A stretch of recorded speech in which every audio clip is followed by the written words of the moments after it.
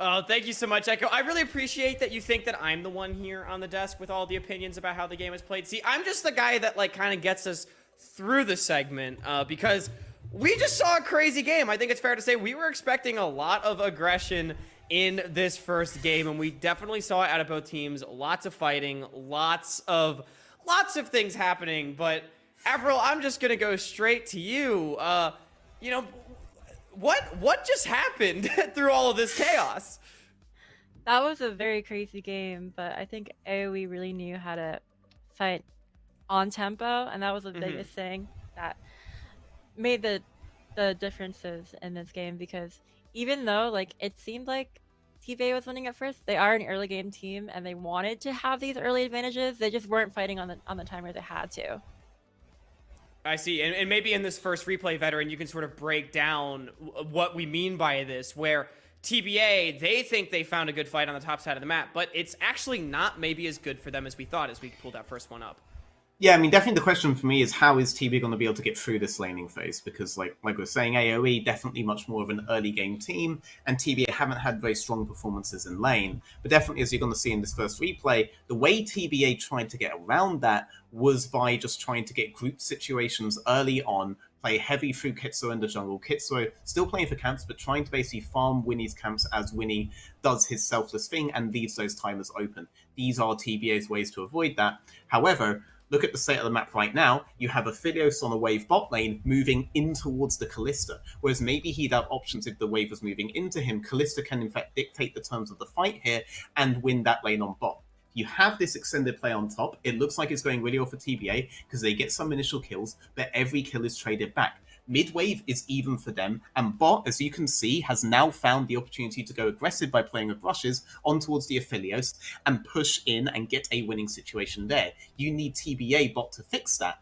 You get additional kill traded by Skytech, and then he eventually finally goes 1-for-1. Now, you might be thinking they're losing the wave top here, but that's Ornn's wave, the first one to die, and the players lasted so long that Ornn's back on the map, back on tempo, and can go to that mid-wave that neither side was losing before, make it a winning lane for TBA. So, winning lane for TBA, winning lane for AOE. So now AOE, they're winning mid, they're winning bot, and Winnie will immediately move top side, force Kitsuo out the jungle, the last straggler, and they suddenly have 3 winning lanes off of a play that TBA opted into, that a fight that TBA wanted to avoid losing lanes on early, but they simply lost lanes a different way. Right, and it's really interesting kind of how you illustrate this point of, even though TBA, they got a lot of kills, it's worse for them because it wasn't their time to make a play. And in our second replay as well, Avril, I think it's illustrated one more time, even later on into the game, where TBA, it looks like they found maybe a game-winning advantage, but it doesn't quite go their way because of some of the decisions that they made. It did. Like this was actually one of the game turning points where TBA actually seemed like they were gonna win off here. They had a Baron timer, which is gonna come after this play, which they had a really good pick here on the Seraphine, making her flash and pretty much blowing these really important ults and winning this fight. And they had a huge timer to take this huge advantage. They could have just all moved to Baron here, but they didn't understand their limits and how much time they had on this timer to get an objective. And Kitsuo, if you can look, Kitsuo actually walks to solo Dragon instead of all walking to Baron. And they actually got 2v4'd by the Zamuno. Zamuno just came on them pretty much, and it was like because Kitsuo just ran to Baron after killing Dragon because he was greeting Hela, and they just lost the entire lead that they got because they don't understand the timers that they had. Yep. Yeah, and it really, again, team pending. It looked like they had found that advantage. We see them. They win that fight pretty handily. It looks great for them, but then, as we saw later on, they end up getting taken down in front of the Baron, so even though they get the objective, the game becomes hard. So, really quick, is there any way that we're sort of looking at maybe TBA to fix some of these issues, or is this a byproduct of just the way that AOE so thoroughly understands timers, Veteran? I mean, I find it quite interesting. I think that if their skirmishing was a little bit better on the initial plays and they decided, okay, are we going to do a fast play or a slow play here, and took fast play options more seriously, then those are the small adjustments they need to do in their calling to turn those into a potential advantage that could win them the game. They were very, very close. They just kept trying to get too much from all of these early plays. I like the idea of them, but make them fast. You have your small advantage, accumulate those small advantages. Don't go for the big play every time, because then you'll just end up giving the game back to AOE. Fair enough. Avril, you feeling good about your 2-0 prediction here? AOE looking good for you? I am. Honestly, like this is gonna be probably another stomp next game. I mean, this I'm not saying that that was a stomp, but like in reality, like that wasn't a really close game, even though it looked like one. Yeah, no, I like it. Be confident in your prediction. That's the way to go. I'm still going to hold on to my 2-1, but before we get into the second game, I got a few more questions for you all. I want to pick your brains a little bit, see if we can get into some of this. So, we're going to be back on the game show right here. First question that I have for you guys in the New Kids on the Block category is, this 2022 rookie led all players in kill share during the open qualifier, and I'm talking all players throughout all 32 teams. They were actually tied with Sketch, if that gives you maybe some indication, veteran. God damn it! I was gonna say Sketch. Sketch is not a rookie. Sketch is not a rookie, but yeah. I didn't know. Yeah, so I didn't actually know who the rookies would be. I mean, I'm tempted to just say, wait, actually, I need to check if this guy is actually a rookie. All right, Avril, we'll go to you real quick while veteran's checking that. Oh well, I am gonna have to go with my bitch Mia. Like she is so good, okay. and she for sure like has a high kill share. Girl, she is so good. I like it, veteran. I would have said Sniper, but I'm looking for like an ADC, because they'll normally have the highest kill share if games are going scrappy like this. So I'll agree with Mia. Also, because if I simply agree with Avril, then worst case scenario, I maintain the lead that I already have over her, even if I'm lost.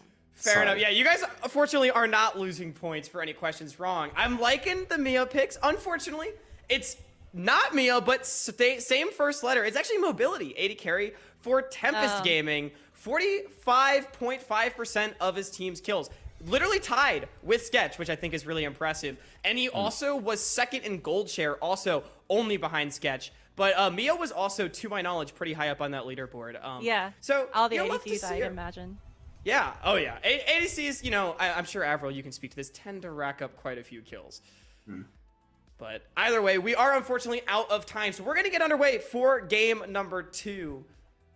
Oh, okay, never mind. I got word that we actually do have a bit of time. So, next question that we got for you guys today. This is one. Today on Academy, this player has been playing competitive for longer than any other in this tournament. So, which player has been playing the longest out of the ones here?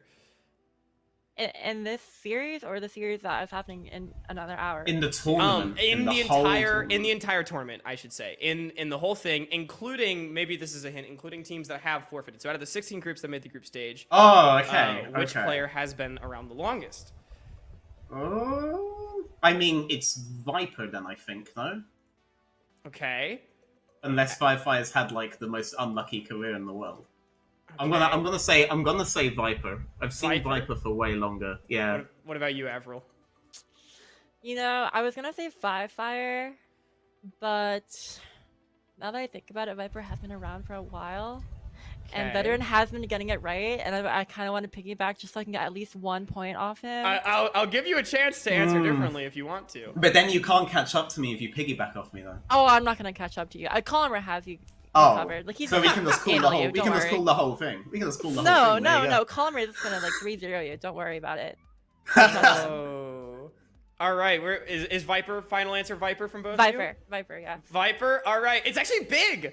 It is big support for No Team. Has been around since 2013.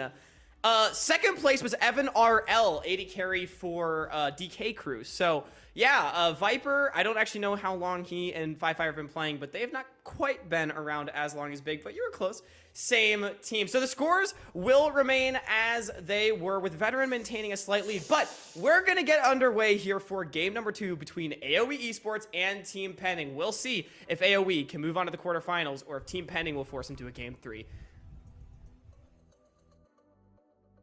All right, thank you so much. Okay, I'm gonna just say the desk clearly delusional. They just don't see that T-Pending gave. They handed them the free win. They wanted to make things interesting. Calm down, veteran. Everyone, Hawk, calm down. All right, y'all. They about to get stomped game 2. Trust me.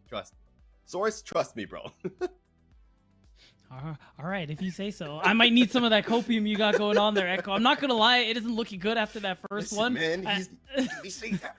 Oh, my bad. Just go with it. It's gonna be okay. We're tracing the call, all right, brother. Stay strong. Thank you.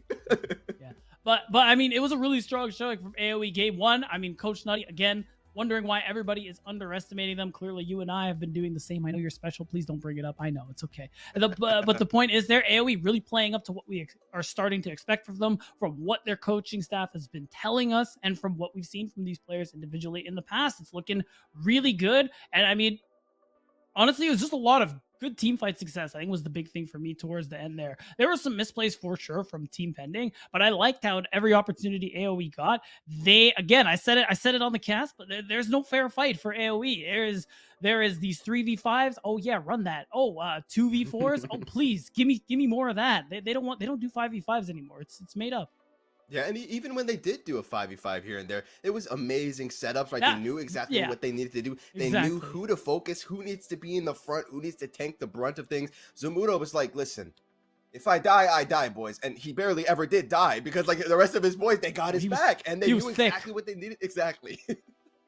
No, my man Zamudo was thick on that Ornn with all the armor. He was starting to stack up, and it is a really good point too. I think Zamudo, who we highlight how for the most part we see him on the carry champions, things like Jace, things like Gwen, things like Gangplank, but on the Ornn he looked really good, finding a lot of good team fights. Died once in lane, who cares? I'm still Ornn, and he was able to find so much value in these team fights, isolating people like Monster. If it wasn't Zamudo, it was Young on this Irelia that I have a feeling is not getting through to the next game because that ish is good. Yeah, I would be very surprised if it gets through. It was also so nice to see just how much of a critical eye they had on some of these timers, especially that Black Shield. Before the cast, during draft, we said it could be incredibly pivotal. It could be their downfall. It could be their success. And every single time they saw that Team Pending pop that Black Shield, whether it was onto Robbie Bob, onto Masu, whatever, they back off, wait for it to run out, and then they instantly go for the kill once they see that's all. We saw that in mid lane over and over again, and they kept profiting kills from it. Oh, and that's where the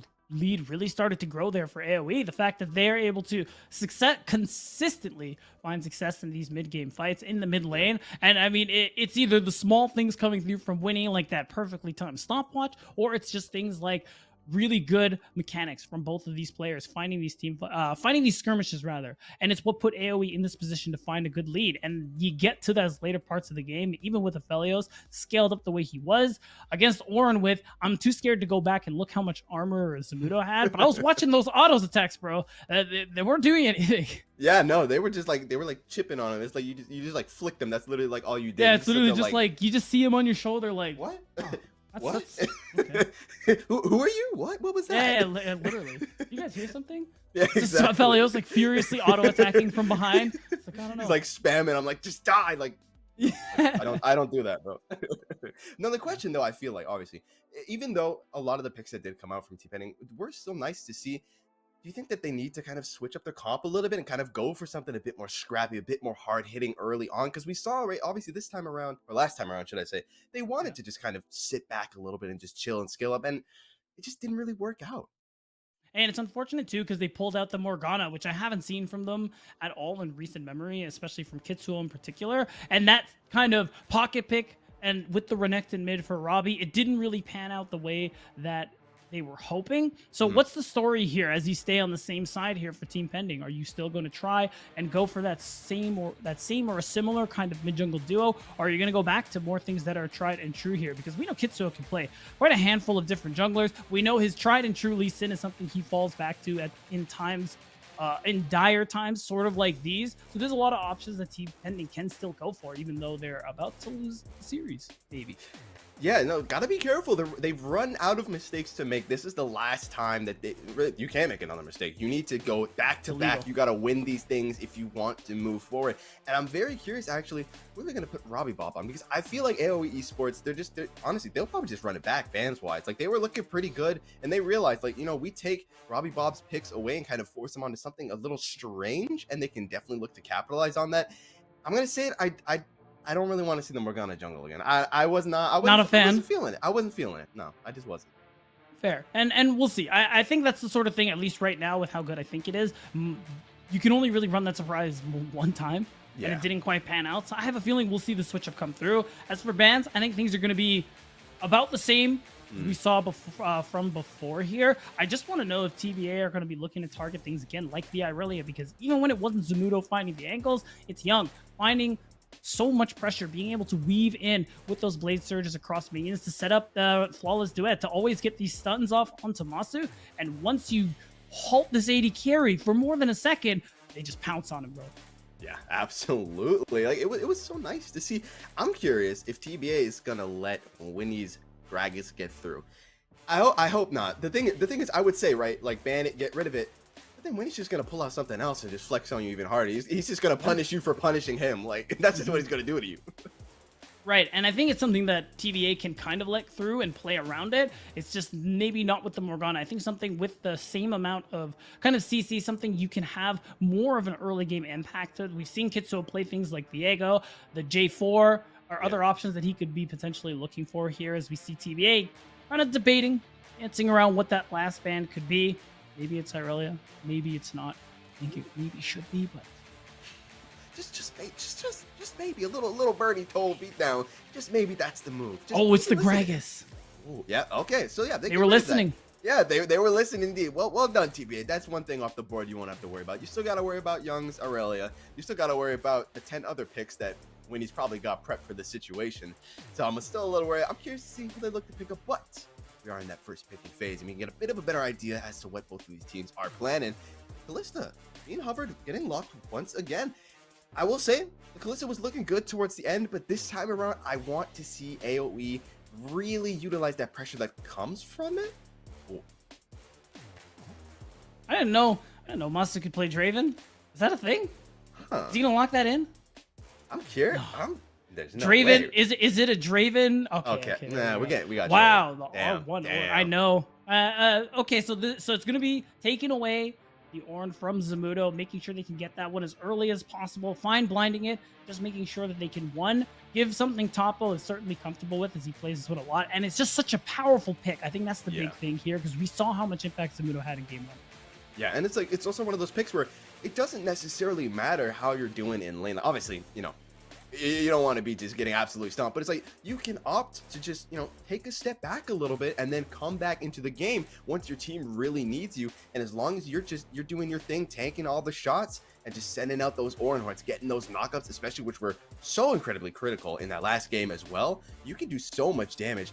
And okay, they locked in the Fiora. Okay, I like this. That one is a nice one. I mean, it's good into Ornn. Zamudo this is more what we kind of expect from this kind of player. He plays his carry champs. He's got hands. Is basically what I'm trying to say, Echo. So that ends up being something really nice. She's gonna be, even with the slightest bit of a lead, Fiora is gonna be nuts in the side lane. So you're just in a really good position here as long as the early laning phase goes your way.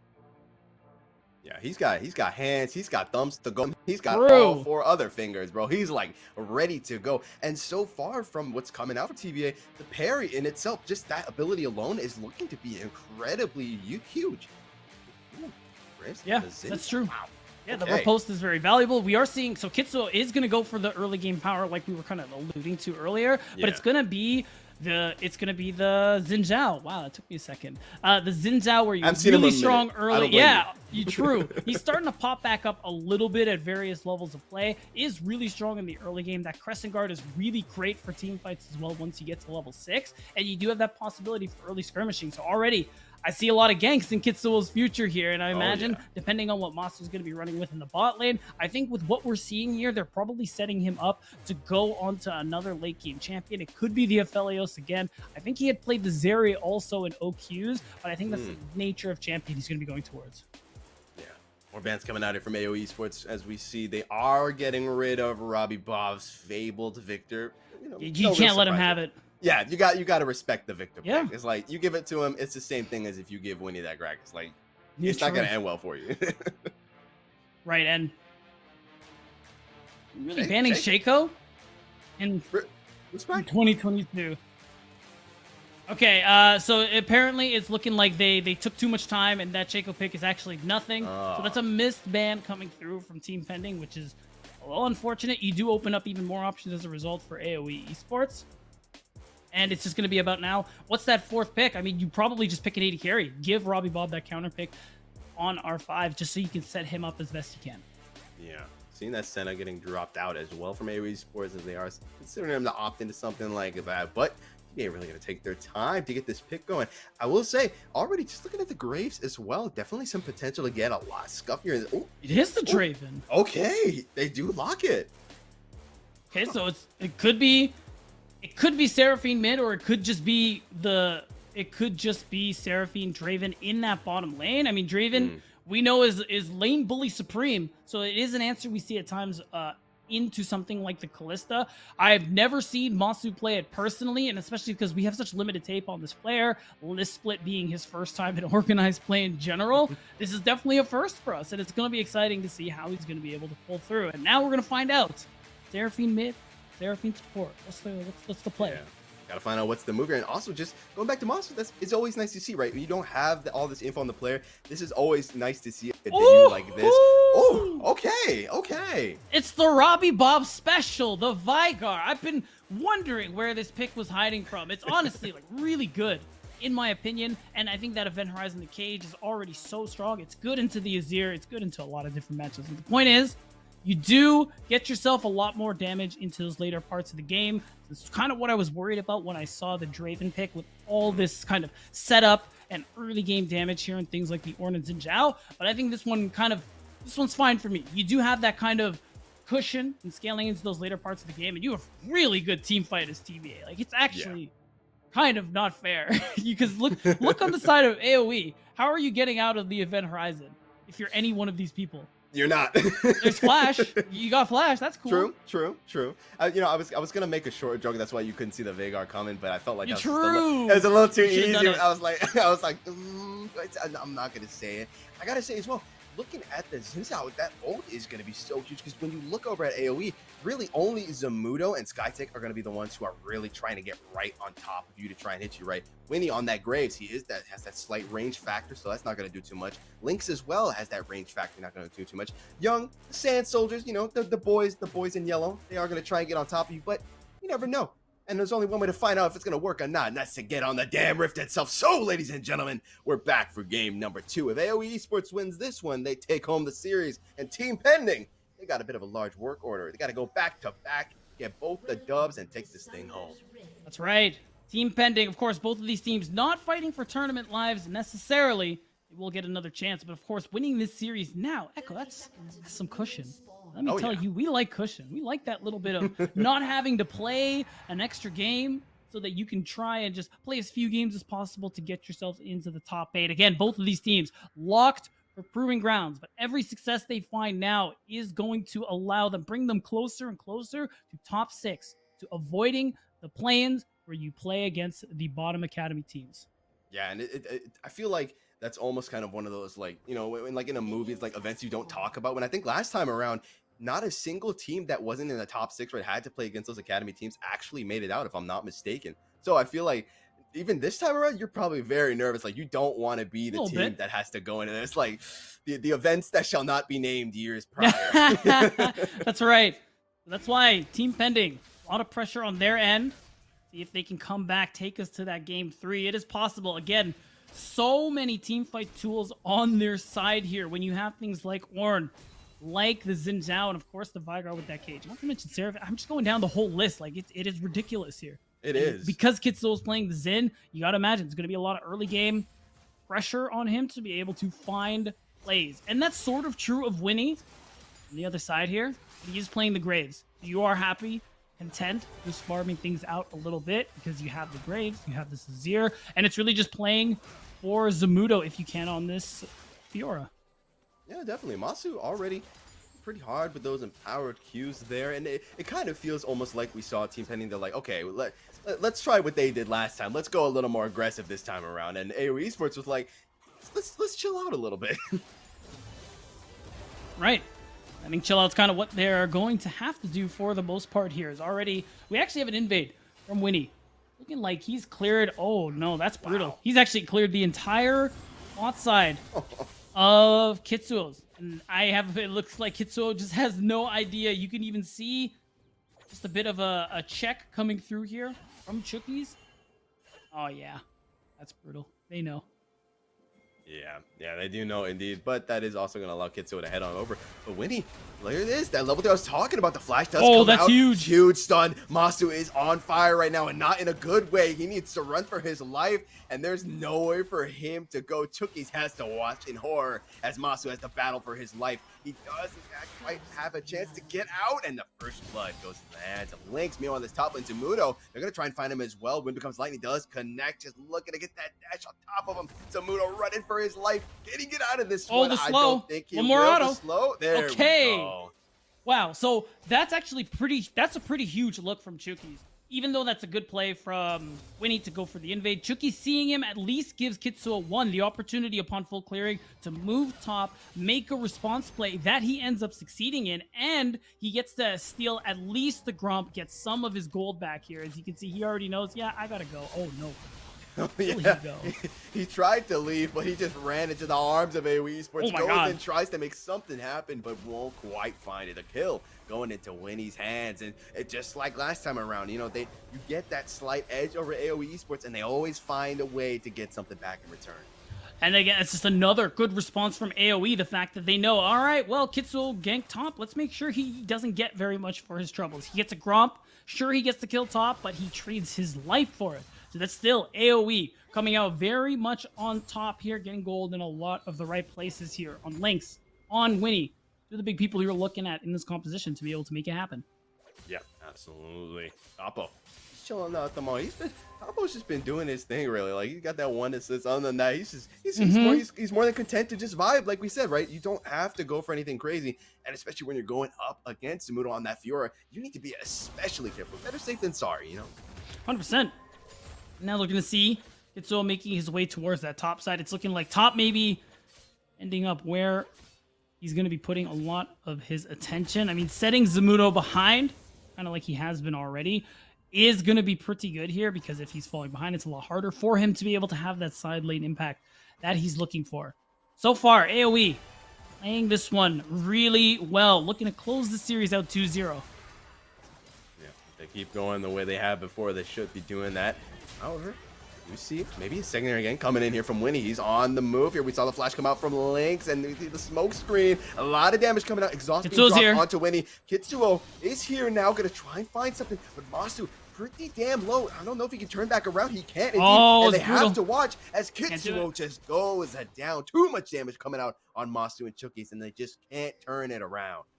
Yeah, and that one, you got to give props to Skytech. I mean, the fact is, we didn't actually highlight this ROM very much in Champ Select. It's not just a good response into the Thorn. It's great gank setup, and you can see it. Those concussive blows start coming through. It's just so easy for Winnie and Lynx to get the stuns off, and by the time Kitsuo's here, he's 1v3 essentially. Masu can't do anything. Chookies can't do anything, and even if they could, Young is also on the way. AOE, they're running the map in this early game.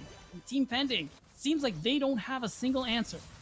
Yeah, and it's nice to see Lynx as well, respecting those spinning axes, realizing that he's got to make sure that he gets Masu low enough. We're going to have to hold that thought though, because Robbie Bob getting tossed into the turret, but that one minion still tanks one turret shot and actually allows Robbie Bob to escape. But like we were saying before, Lynx, right, realizing that Masu is still going to be able to output a lot of damage with the spinning axe. So make sure, rather than instantly switching and targeting Kitsuo, keeps attacking Masu, forcing him to get under turret and getting him so low that he has no opportunity to actually turn around and try and turn the fight. Yeah, it's tough. Masu already down a good bit of CS. Of course, Lynx has 2 kills to his name, and it means that Dragon number 1, nice and easy to secure for AOE Esports. And now Kitsuo, because he has the time on some of these camps on the top side, will take the opportunity to steal more back. And he's essentially caught up based on what happened in the earlier minutes, and going back to his own jungle means that he should be in an okay spot farm-wise, as long as they don't catch him again. Echo. That's the big thing that we saw happen before here. Yeah, last time he went in, he didn't come out alive. And Not really. Oh, they might be trying to repeat that. I think that blast cone is up there a blast at the cone? moment. I think there is. Okay, Yeah, he's good. okay. He's good. He's good. He's good. You know who's not good though? Robbie Bob. If he doesn't get out of there, the flash. There it is. Oh, coming out. he needed to flash the wall. He did get the flash over the wall. He might pay the price here using those berries to stay alive. One more auto. No, he does still go out. Look at that. The Shurima soldiers giving Young the kill. Really nice play from Young, flashing out of that event horizon. Means that Robbie is in a lot of trouble, and it gives Winnie the opportunity to do exactly this. Doesn't get the red. Actually means Kitsuo in a good spot here. Yeah. Woo. Nice flash cone to actually get away from both Kitsuo and the ultimate coming out from Topo. Won't quite find anything there, and that's going to allow Zamudo, meanwhile, to actually go grab himself that plating and just back off. And I mean, after considering the first death that came through from Zamudo, he's happy. This is what you expect in this matchup. He's up 15 CS. A little bit more than a wave. And that turret plate is also really nice here. And look at this. Look at this gold graph. Everyone, at least the most important members of AOE, are ahead of everyone on the side of Team Pending here. The most, of course, being Lynx with all that pressure he's gotten on the bottom side of the map. All that attention that Winnie has been giving him. It's just setting him up so nicely. Yeah, definitely. It's sad to see Masu as well on that Draven. Such a low goal count right now. Needs to get his. Gotta get your money up. Not gonna lie, you gotta get your money up if you want to stay in this thing.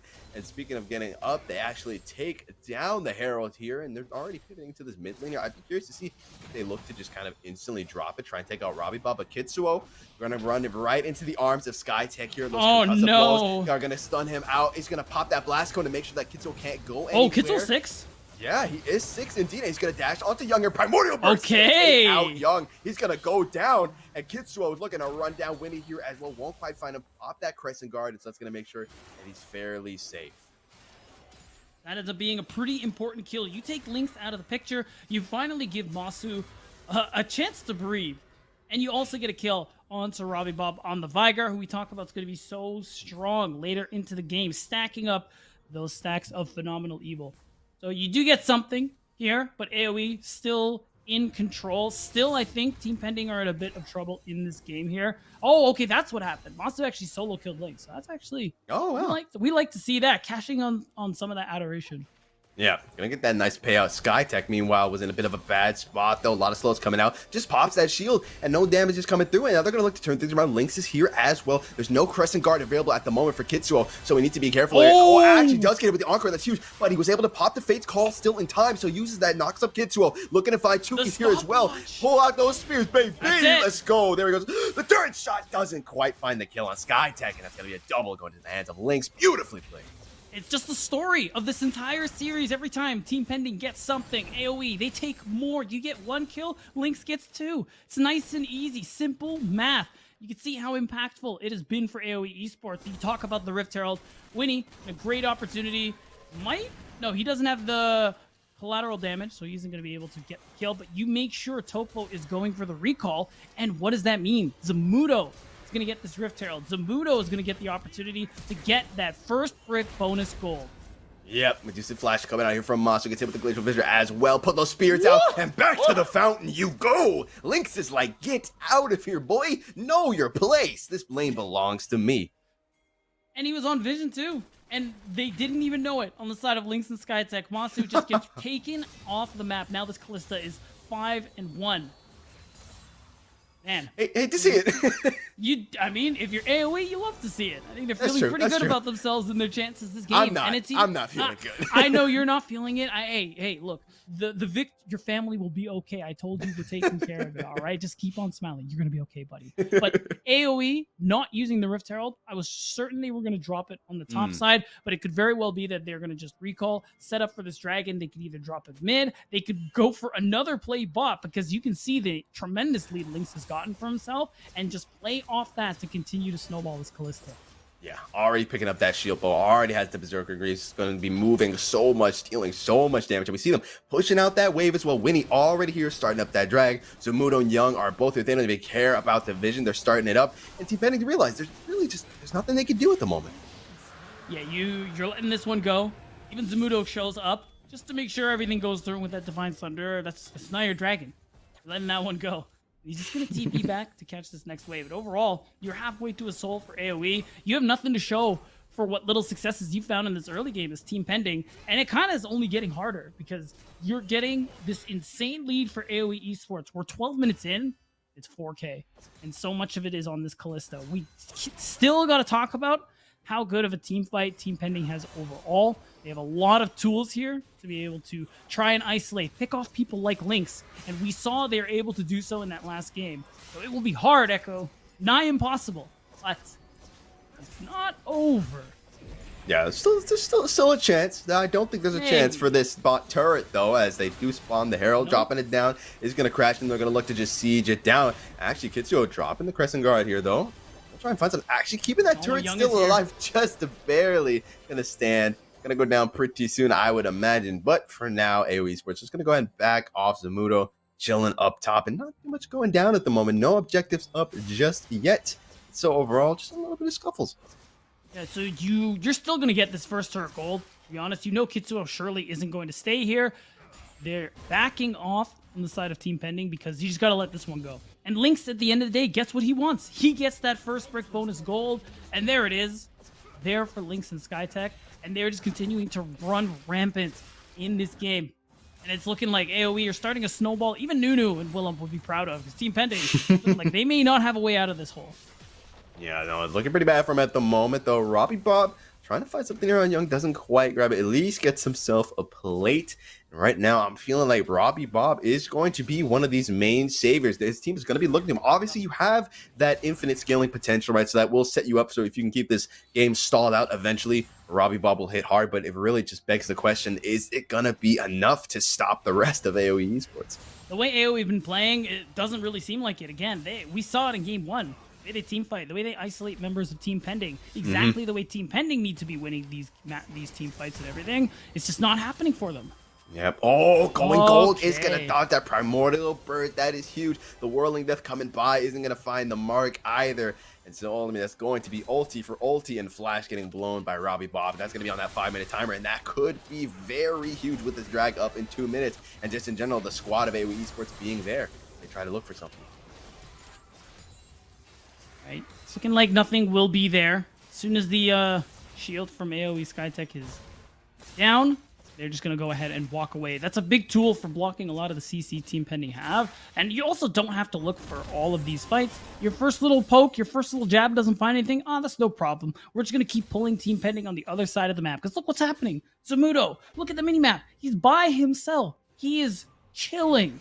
Farming, almost 50 CS up on Topo, and with Winnie shadowing him, he's probably almost guaranteed to get this tier 2 turret, accelerating him that much more.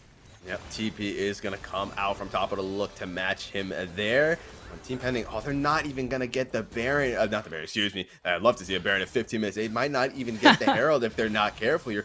Young is chilling as well. He's going to be off on the sideline though, just in case. SkyTech is stuck in the prison. They're in the baby cage. That shield tanking so much up for him. The Fate's Call getting dropped as well to get him out of that sticky spot. And so overall, Herald resets, and now they're gonna have to do the whole thing again, and that just buys so much more time for Zamudo and Winnie. Exactly. All that time wasted me to get that tier 2. Zamudo and Winnie get that extra gold in their pocket. You see the thumbs up from Link saying like, that is exactly what we wanted. And okay, Sky. Oh my God, Sky, dude. I mean, I respect it. Honestly, they realize they just need to buy time. The shield gets dropped. SkyTech finally gets dropped, but it doesn't even matter. They bought so much time. The flash from Lynx gets hit with the primordial burst. It's still gonna go down. Young in a bad spot. At least they'll get these kills here. Collateral damage won't quite find anything. That was a little bit of limit testing there, Echo. Yeah. From Lynx and SkyTech. They were feeling good about their chances. They were feeling good about maybe stopping this Herald again while Winnie walks up to the fight. But underestimated how strong Team Pending were at the moment here. And you get a big shutdown over to Robbie Bob again on this Vigar gold, onto Masu, on this Draven.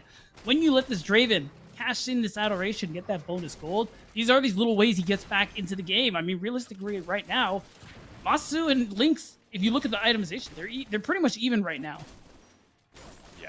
Yeah, no, honestly, you're right. And it's kind of crazy to think as well, because it's like you've got this 5-2 Kalista as well. And He's just got the 2-2 Draven still holding his own, still looking good. I gotta also, one thing definitely to point out, even though obviously, you know, it's pretty standard form factor to build that Umbral Grave on the Graves, right? It's still so incredibly huge because the vision denial that it gives you. They're gonna try and deny Zamudo from living here, actually. Grand Challenge does get dropped. I like and that. Zamudo, I don't think Zamudo can, oh, Predator! Yeah, Predator gets dropped, trying to actually use the parry on the cage. Oh, so close! The Primordial Burst not quite going to live up to its name and burst it out. And at the end of the day, they still get the Dragon. Drop the Herald, though, looking to get this tier 1. I don't think I'll ever get to actually do my point about the Umbral Grave. So honestly, I might just have to drop it at this point because there's just so much going down.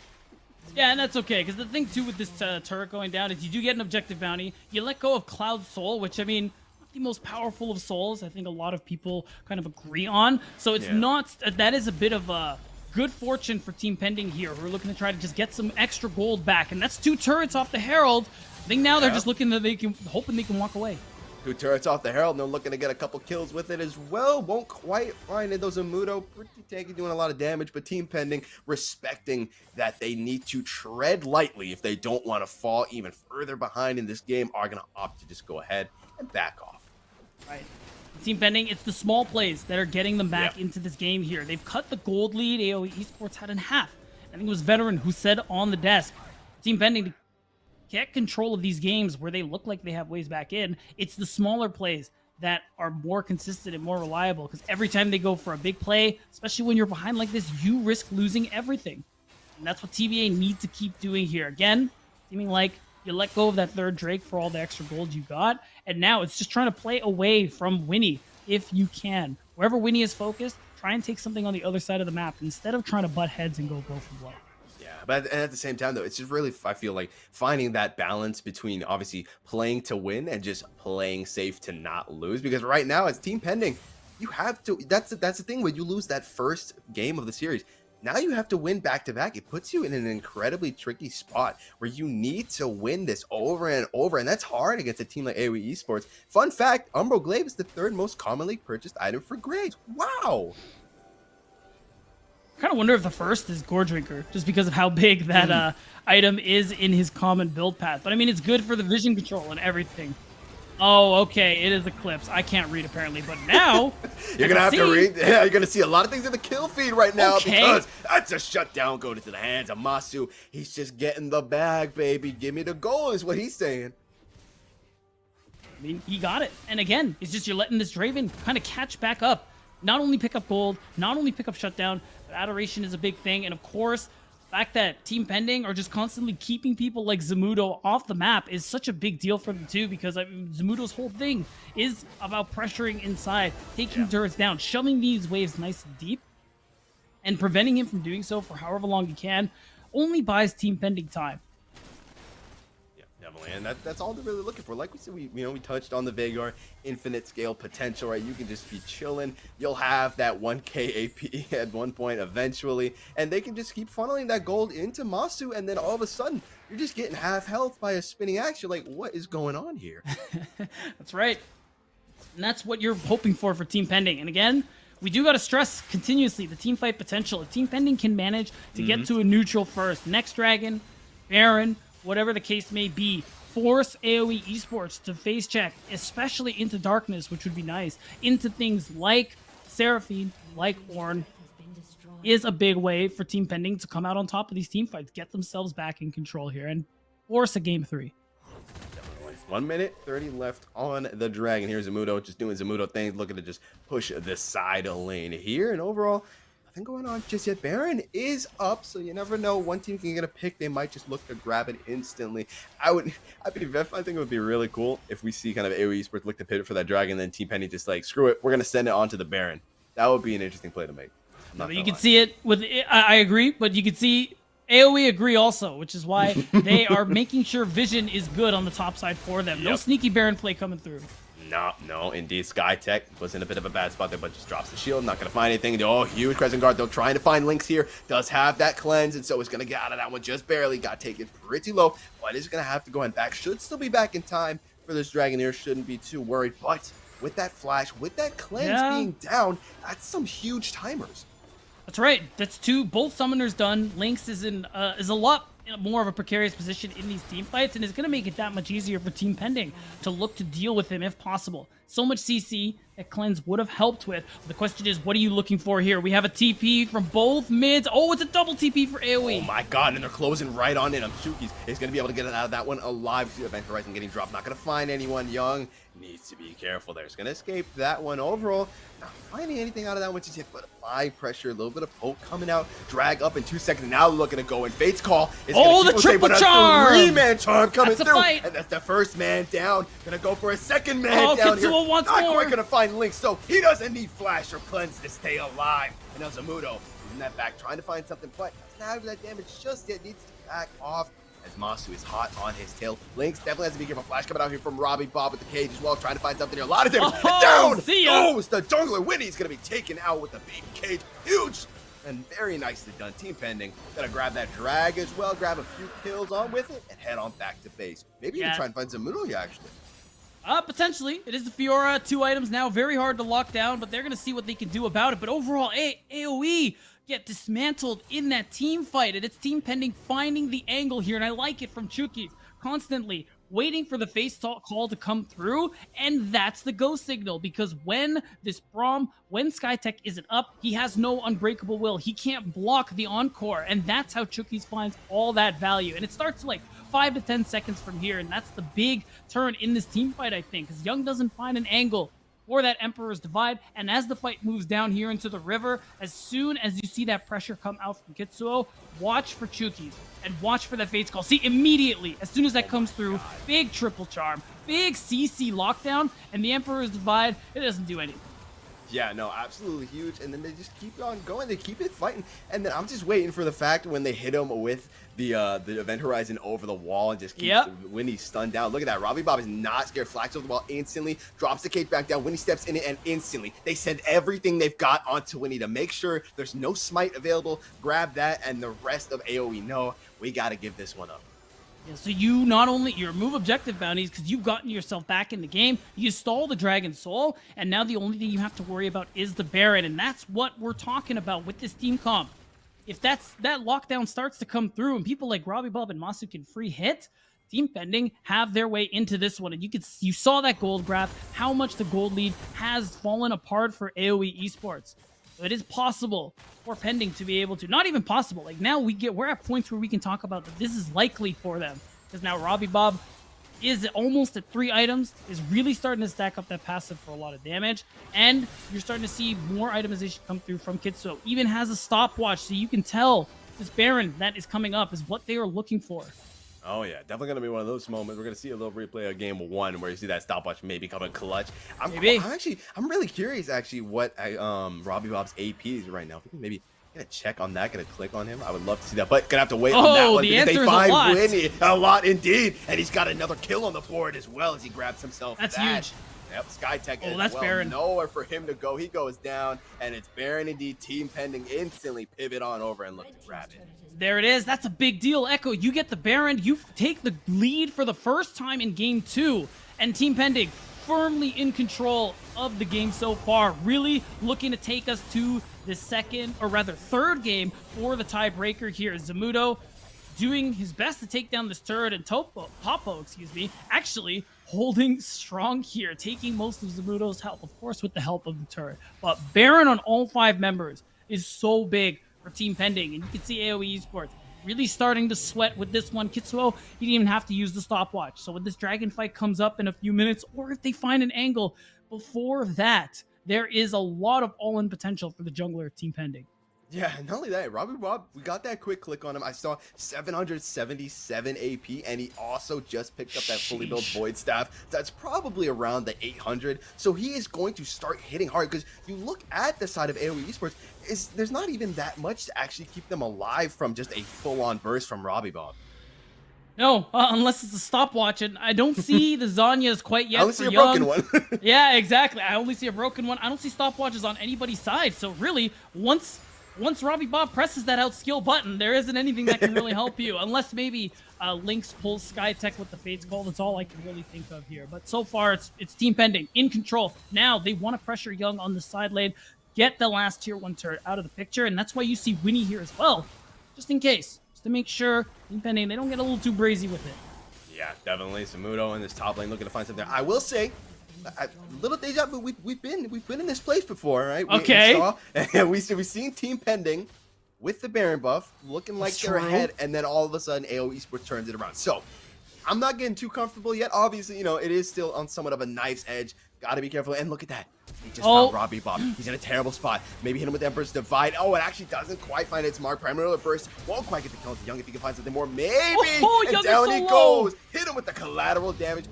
83 health. Just barely missing. Young has to run for his life. Skytech. And they're going to look to avenge their teammate. First off on the list is going to be Skytech. They're going to look to try and grab him here. That shield tanks so much damage. Yeah, he knows that he's done for. Is going to go down there. And that's bought Winnie a lot of time to run off. Kitsuo, though, hot on his trail. Going to go ahead.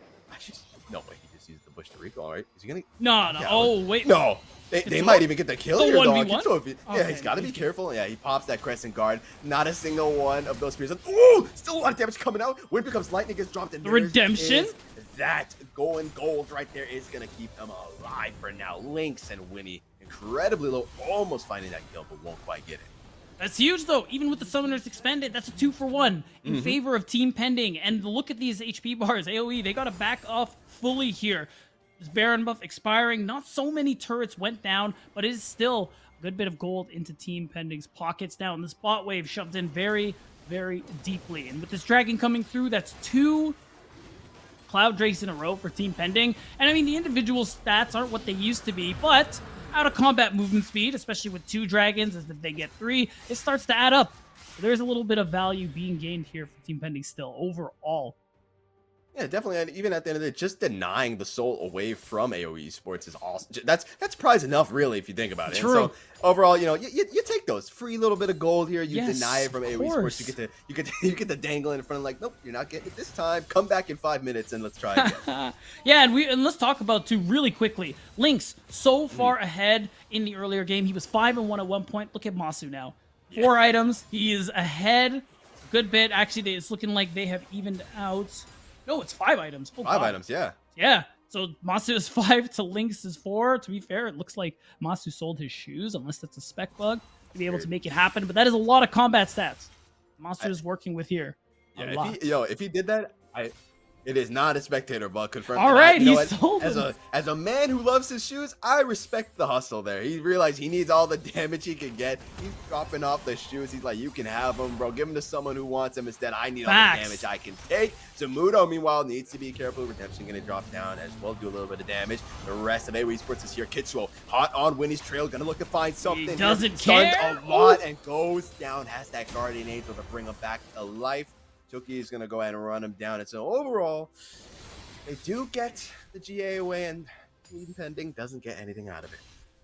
Yeah, it'll be back in a few minutes. And the big thing is it gives Young this opportunity. A little alone time in the side lane, has finished up the Zanyas, and is looking to continue pressuring, actually, after he drops the passive where the tier 2 turret was. A little bit of extra damage, make it so that next wave can't go as far as they may hope, and it actually kind of keeps the wave pushed in AOE Esports' favor just a little bit longer here, meaning that with this dragon being what they're looking for in a few minutes, Team Pending, they're going to have to really commit if they want to push this top wave out. But with them being in such a precarious position all across the map, you don't really want to commit many numbers just yet.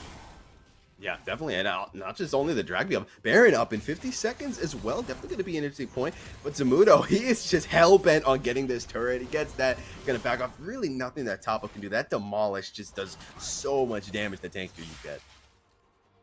It really does. And you saw how quickly that turret went down. But at this point, you can see it. Young still keeping this wave pushed in. That turret's still there in his favor. And it's been a big part of why Team Pending are just stuck inside their base. But now they want the full commit. They look like they wanted to move on Zamudo, but right now they're just doing what they can to keep their inhibitor turrets up. Yeah, post coming out as well. It's going to make sure that ult doesn't find anything. Topo, be careful, getting taken pretty low. Zamudo just being a bit of a nuisance, really. Like, he pops into base, do a little damage, runs back out and escapes. I'm curious. Okay, I was curious if they were gonna like have Link like try and do this Baron, just have the team kind of fall back. That'd be a Giga Chad move. I'll give him that. It would, and I like this. Oh, we got Young. He's making he was hanging there for a little bit. But It's looking like he's deciding to back off. Baron being up and Zamudo having so much pressure, it means you either lose your bot inhib or you send someone to deal with it. Masu being there, no teleport in this AD carry. That's the green light. AOE, they're going to go for the second Baron. Looking at, they do need to be careful. Robbie Bob is in the area. I find it interesting, actually. I didn't notice Robbie Bob actually ended up putting his chains onto the Azir out of all people. Like it. But that's not here nor there because the smite goes out and they are still going to get AOE Esports will secure themselves that Baron. Maybe they secure the kill here onto Kitsuo. They do. No Guardian Angel to bail him out of that one. Fate's call to Dude, make wait, sure look at that Zamudo. Skytech doesn't go down. He's ending the game. He's just been in the base. There's just nothing Topo could do. Hits him with the Wait, parry. he's unironically going to end the game. Oh my god. The grand challenge Okay, gets dropped. Zamudo. Finds himself the kill. Zamudo, we slept don't let on him him at back. the start of this game. Oh They're not my letting him God. back. And Zamudo will look to end the game. The TP's coming out from his teammates. And just like that, AOE Esports go, thanks for the free win. We said it. Zamudo looking to prove himself here. And on the Fiora, he helps push his team over the finish line in a 2-0 finish, making it so that, well, we talked about this in Champ Select, how no one 1v1 could deal with Zamudo once he comes online. And we saw an example of that right at the end. Really nice call from AOE to be able to pull everyone on the Baron, make it so that, I mean, Zamudo gets the 1v1 that he wants. And at that point, the game is over. Yeah, that was nasty. And we kept seeing little glimpses of it. It's like every time Zamudo jumps into the base, does a little damage here and there, leaves. And then it became a Comes back, lot. leaves. Yeah, exactly. And then all of a sudden, we come back to the base and it's like it's just completely gone. Shambles. Like, yeah, it's shambles. Zamudo's like, that was me. That's just what I do. Yeah, just like, yeah, I do this every day. Like, it's just honestly not a big deal for a guy like me, you know, whatever. Zamudo he's just that guy. And I mean, played incredibly well this series and made quick work of Team Pending. It's only 7:45 if you're in a real time zone. And it's like, it's quick. It's over. We got to start talking about next series. No, definitely. Yeah, we do. But I think we don't do a quick break first. And then we're going to have the winner's interview getting dropped down here with Hawk. So go to a quick break and then we'll be right back. Don't go anywhere. You know you want to see the rest of this. And welcome to the interview room here, where I am joined by none other than the jungler of AOE, Winnie. How are you feeling after that win? Pretty good. I mean, that last game, obviously, I think we had pretty good control of the game up until our team had some fun at the Rift Herald one timer. But I think it was cool that, you know, throughout both games, you got to see different styles in which we showed in order to eventually, you know, win those games. Whereas in the first game, you know, it's really 5v5 based, really team fighting, coordination, you know, target selection, all that type of stuff. And then we were able to show a different style and being able to still, you know, have the same outcome where, you know, we had to, you know, play three lanes, play more of the map, you know, react to their rotations, you know, have pressure in 3 lanes. And I think it was cool that we were able to, especially in like an actual match, be able to, you know, experience those two things. And I think it'll definitely help us propel us as a team going forward. So Yeah, I love that you bring all that up, because it is such an awesome look to see. And it's, to me personally, as a viewer, something that's really stuck out about AOE in this second tournament now in summer is you guys really do just look very coordinated. And I'm curious as to, in that game number 2, when you guys sort of realize, like, hey, this team fighting style is not going to work. We need to change something a little bit. We need to play the game a little bit differently. What do the comms sort of look like there? Who's sort of guiding the team through those decisions? And how do you guys come to realize your win conditions, as it were? yeah, so I guess like just to answer the first part of your question in terms of, you know, chemistry, coordination, things like that. I think like with this roster compared to a lot of the ones that I played with before, we just I think Scott kind of touched on this before in his last interview, but we just naturally really get along together. So, you know, outside the game, inside the game, you know, there's that trust together. You know, if there's those specific calls and those tense moments that are being called, you know, there's that trust that's kind of just been being built over the split. And it really shows in moments like that. And then in terms of just giving direction when a game isn't as easy to close out as, you know, that previous one, I think it really falls on the shoulders, especially as me, just like with the experience I have, my understanding of, you know, how we're able to pressure the map, where I still not give them any openings. You know, it's something I really pride myself on, just my ability to really read the map in that real time and, you know, give my direction to my teammates while, you know, hearing their feedback and vice versa. Because obviously it becomes especially really cluttered, really confusing, because you don't really play out those scenarios a lot, right? Where you have to close the game in that fashion. So yeah, just really banking on the, you know, the experience I have and just, you know, just just the trust that my teammates have in me to make those calls. And obviously, I'm not always going to be right, but I'm glad that in that moment where, for the most part, I think we didn't even drop a death when we started actually really playing the map, which I'm really proud about. And I'm really proud of that my teammates were really aware of, all the little movements that were happening on the map, as well as just making sure that they were doing their job. So, yeah. Yeah, I mean, I love that you say that too, because it does feel like, you said you're not always going to be right, but you talked about that trust that your team has in you, and it feels like maybe when your team has that trust in you, if you're all making the same play, it becomes the right call, right? Because maybe the right play is what you're doing together. Mm-hmm. I was even thinking during the match, like, because it's kind of really niche, you run into the scenarios, especially in the current meta, whereas, these more split push, play the map, pull pressure between lanes is not as common. Mm-hmm. I was honestly in the back of my mind, I was like, all right, the outcome of this game, even if we lose, we still have a third game, but this is great practice for us as a team, especially for my really young top laner, especially Frankie. Although he plays these champions, he's really not put in situations such as this. And you saw like a couple times he misstepped a bit. For example, orange shifted from bot, he got caught at red. But these are like things that are really important to experience now. So by the time that we get to PG and we're still playing these styles, seeing what we want to do, those more important matches where all the pressure's there, all the chips are on the table, that he's going to have been able to experience this before, and because due to those experiences, be able to slowly kind of reflect on it in real time and just have a better understanding. Okay, this is what I did before. I might have messed up doing this. Okay, I'm going to make sure I don't repeat this the next time it occurs. So in the back of my mind, I was like, all right, even if we do end up losing this game, even if we kind of make missteps when we end up playing the map, I think it's just a really good opportunity that we're able to experience. And, luckily it came with the win as well. So yeah, definitely a win-win in terms of practice and, the outcome. So yeah. Yeah, of course, and looking forward to that Proving Grounds tournament, right? You guys have now made your 4th consecutive quarterfinal on AOE Esports. I mean, you, Winnie, you've been the one that has been the constant on this team throughout the entire year. I mean, you've already flown higher, at least in the open qualifier of this tournament so far, right? Got that 5-0. Where are we looking towards in the terms of the rest of this tournament and Proving Grounds for the rest of the split? Yeah, so I mean, if you kind of like reflect, kind of like back then when I was on Wildcard and that summer run, we were, one of the most dominant teams. And although like, you've seen the competition has been rising, teams like, 100 Next who have had our number most of the split. I definitely think we're getting to that form where we have the potential to, be that number one. Obviously, it comes with practice, and it's gonna, we still have a lot to learn. But I'm really definitely looking forward to it. At minimum, a top 2 finish. I've always had high expectations. When I go into these things, I've always had really a competitive mindset and a winning mentality. And I'm not just. I know a lot of, people can have different ambitions and different kind of motives for why they play an amateur and all that. But everything I kind of do, I definitely want to commit myself fully, and I expect the same of my teammates. So we're definitely looking to give it our best, do our best, and hopefully you'll see us, in the finals and in the competitive series against whoever sees us there. So yeah. Just looking to do the best that we can and fully commit ourselves to this amateur split and PG. Awesome. Thank you so much for such an in-depth interview, Winnie. It was a pleasure to watch this series, and best of luck in the future. Yeah, anytime. Appreciate it. Thank you. Yeah, absolutely. All right, and we're back here on the desk after that pretty crazy series. I think it's fair to say we had a lot of back and forth happening, and let's just start with the draft here for this game number 2. Veteran, I'm going to go straight to you. We saw this time the Seraphine on the other side, and I think most people would agree that the champion's pretty strong on the current patch. So, how did AOE adapt to that?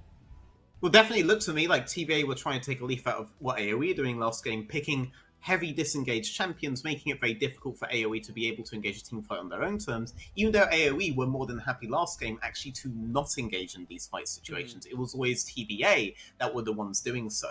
But they were still thinking, we're going to play for fights, and what they ended up picking was they got rid of the disengage that AOE had before, and now they have a composition that, despite the Ornn, doesn't really have much outside of the Ornn Seraphine to heavily engage those scenarios that TBA are more than happy to AOE more than happy to move away from last time. With AOE moving into this split push composition, they're more likely to avoid them here. It looked into the fights though. Veigar definitely could make that difficult for them, and they were actually trying to contest priority on bot side here with the Draven pick, which I really love.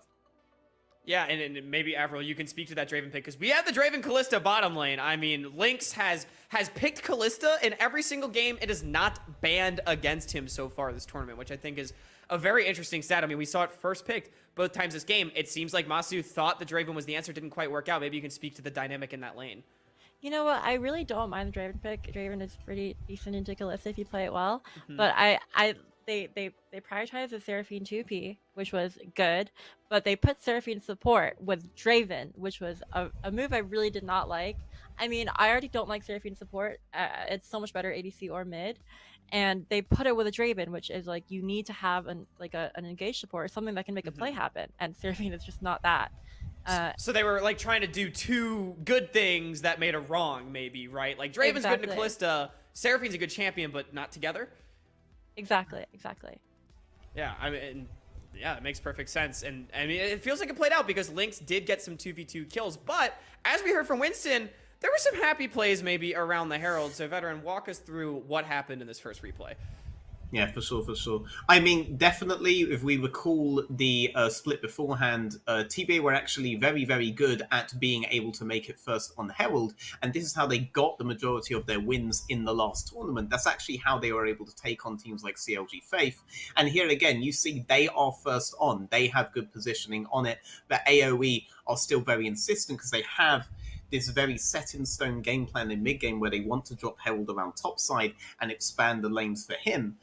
They contest it anyway, even though they are there on secondary. This is TBA leveraging an advantage they got beforehand. It's why we know them as a team-fighting team, because they get those fights around those early Heralds, and they were always best at getting on it first, even if it was to the detriment of their bot lane. Yeah, and it did feel like AOE, that this was a moment of weakness for them. We were talking on the desk during the game, like them giving up 3 kills right there. We were like, oh my gosh, like TBA, they might do it. But AOE, as we heard again from Winnie, adjusted their game plan. And Avril, we were talking so much about as the game progressed, AOE really mixed up what they were doing, and maybe you can walk us through that, and that will also segue us into our second replay here with the Baron. Yes, this replay is amazing because AOE adapted to the mid game beautifully. They were first playing 4-1 and it wasn't working, so they switched to 1-3-1, which is Fear was top and Fear's spot here, and they played it beautifully, and they disengaged every team fight that TBA had to pull the trigger on, essentially. I mean, it didn't really show in this Baron play, but that led up to this point, and then they essentially partaked in my favorite part of the night, personally, and they choked out like TBA through all the resources. They got like 3 towers off this whole sequence, and they got Baron, and they just closed out the game very cleanly off this like one sequence of them finally switching and adapting to this 1-3-1 playstyle. They literally just won the game off that because they know how to play the game adaptively, which is really, really impressive. For sure. I mean, you can even see it right there, right on the Baron. You were talking about disengaging every fight that TBA would have wanted. AOE was like kind of teasing the Baron, and the only angle that TBA got was when Kitsuo had to go in alone. Yeah, right? And they didn't have to pull the trigger. It was TBA that had to, because Fury was just adding the game. So they could have just taken as long as they wanted, and that was like really good by them. Yeah. And Veteran, go ahead. I mean, it definitely took AOE a long time to remember what their composition actually wants to do. They don't have to be the team fighters there. Sure, the enemy has a lot of disengage. Sure, Veigar's going to be able to counterplay Azir and you'll dive at any point you want, but you don't have to be diving them. You can just play the map. It took them a long time to remember that, but once they did, all the advantages TBA accrued, they just kind of fell apart because they were no longer in a position to utilize them without losing too much on the other side of the map. That pressure got to them, and eventually they basically forgot that even though they drafted heavily for team fights, what you really want in a fight is AOE. Oh, there it is. What you really need in the team fight is AOE, and of course, it is them that managed to do it. Just to review our predictions real quick, you guys were right. It was 2-0 in favor of AOE. I came through with the 2-1.